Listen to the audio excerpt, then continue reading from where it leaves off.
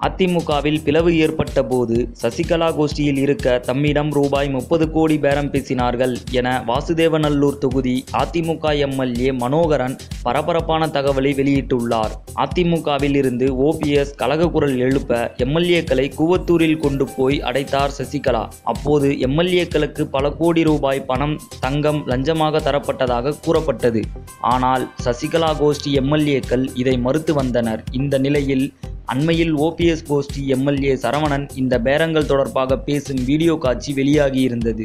அதே நேரத்தில் அது தம்முடைய குரல் அல்ல எனவும் சரவணன் கூறியிருந்தார்.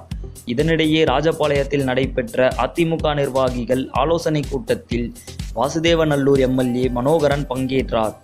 இந்த கூட்டத்தில் பேசிய மனோகரன், அதிமுகவில் பிளவு வந்தபோது சசிகலா கோஷ்டியிலேயே இருக்க ரூபாய் 30 கோடி வரை பேரம் பேசினார்கள். ஆனால் அதை நாங்கள் கண்டு கொள்ளவில்லை.